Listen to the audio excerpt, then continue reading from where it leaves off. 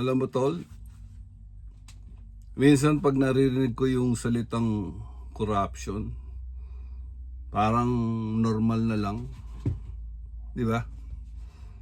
Parang ulan, parang traffic, parang mahal na bilihin. Tipong sasabihin na lang natin, ganun talaga yan. Pero minsan napapaisip ako, paano kung hindi ito normal? Paano kung may sumpa itong bansa natin? Hindi engkanto hindi multo, kundi sistemang minana. Kwentuhan lang tayo Hindi ako professor, hindi rin ako perfecto. Parang nag-uusap lang tayo. Ikaw, ako, sila, Pilipinas.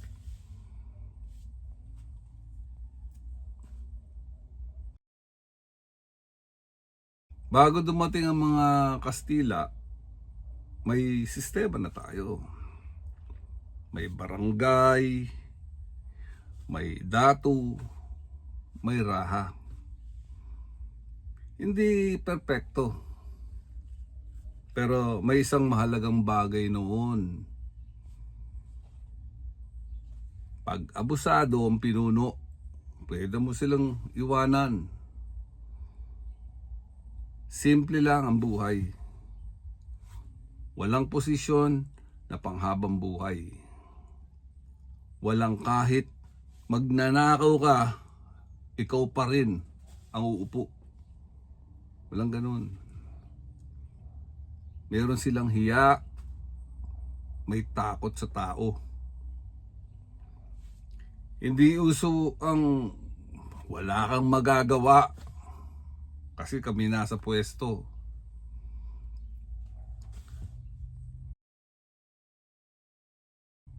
Noong Marso 16, 1521,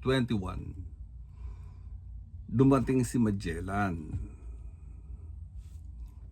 Then noong 1565, tuluyang sinakop na ng Espanya sa pamamahala ni Miguel Lopez de Legazpi ang Pilipinas. At dito pumasok yung sumpa.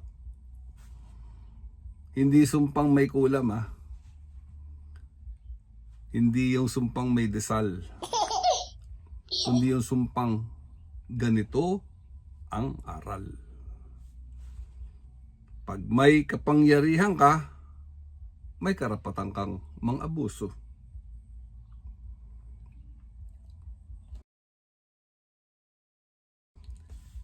Ipinatupad ang encomienda system. Ganito yan sa totoong buhay. May Kastilang opisyal, siya rin ang kolektor ng buwis, siya rin ang batas. Well, kung mahirap ka, magbayad ka. Wala kang pambayad, magtrabaho ka ng sapilitan. Ang tawag nila, Poyo y Serbisyo. Ngayon, kung magrereklamo ka, dapat tahimik ka na lang kasi wala ka naman laban Dito unang natutunan ng iilan na pwesto muna bago serbisyo. At yan ang sumpang hanggang ngayon buhay pa. Mahigit 300 taon tayong sinakop.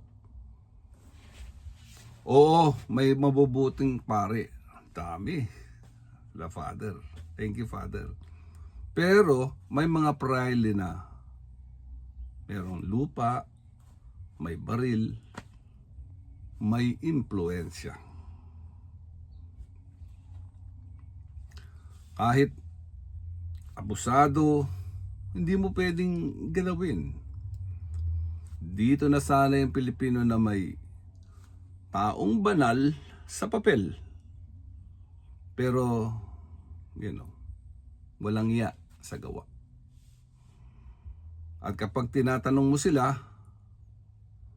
ikaw pang masama.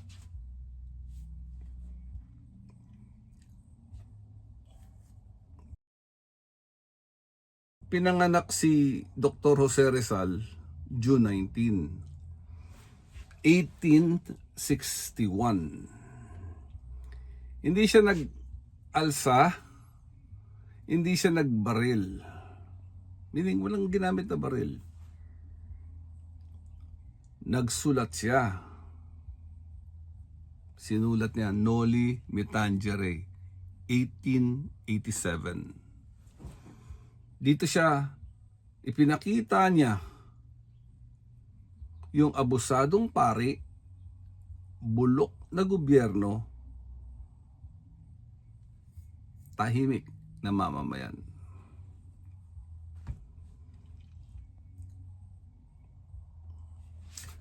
Si Padre Damaso,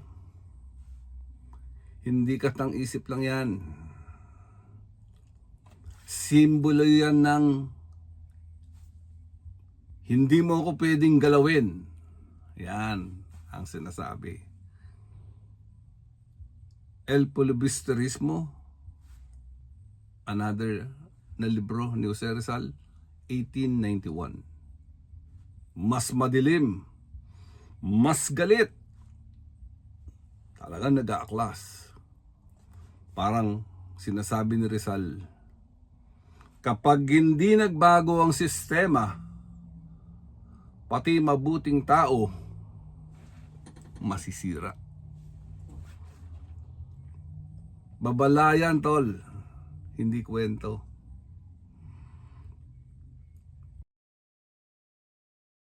Noong Disyembre 30, 1896, mag-New Year,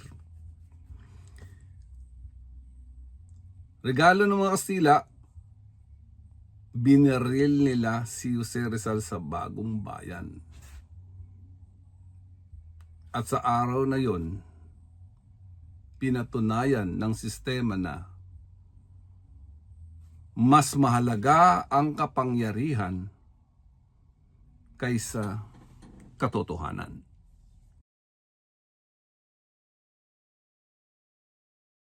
Noong 1898, pumasok ang mga Amerikano. Thank you. May eleksyon, may demokrasya. Pero alam mo, tol, sa totoo lang, pareho pa rin ang may hawak. Mapalupa, pera, impluwensya. Mas maganda lang ang itsura. Mas sosyal ang korupsyon. Kasi nasa papel na siya, may pirmahan, meron ng dahilan.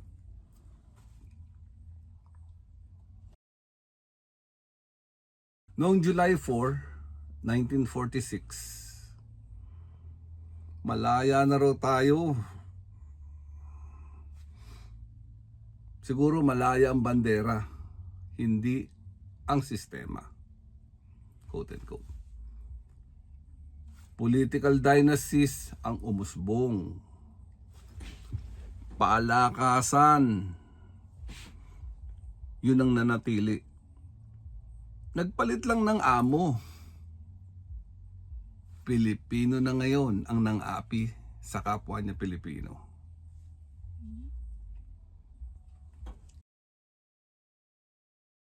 Kaya ngayon, kapag may korupsyon,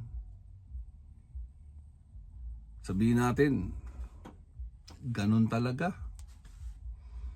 Lahat naman ginagawa niyan. Basta may napala. Suhol. At dito, pinakamasakit yung katotohanan. Hindi lang politiko ang may kasalanan.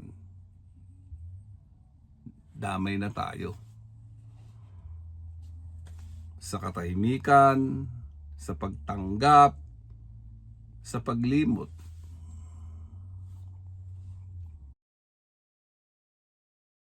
Hindi tayo sinumpa ng Diyos. Amen. Ang Pilipinas ay mahal ng Diyos.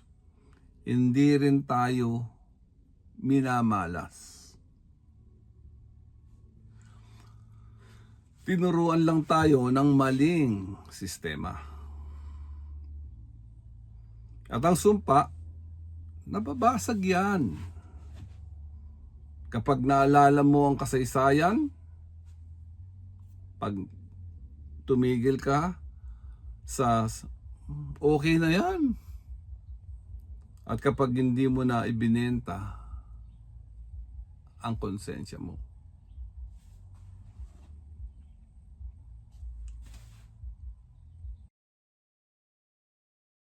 kung umabot ka dito, salamat, tol. Ibig sabihin, may pakialam ka pa. At kung may isang tatandaan lang tayo, hindi tayo mahirap na bansa. Dami nating yaman. Sobra-sobra. Ninanakawan lang tayo. Matagal na.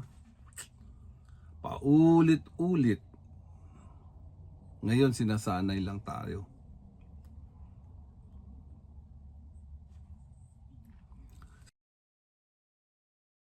Sa susunod, pag-usapan natin kung paano pinapasa ang sumpa.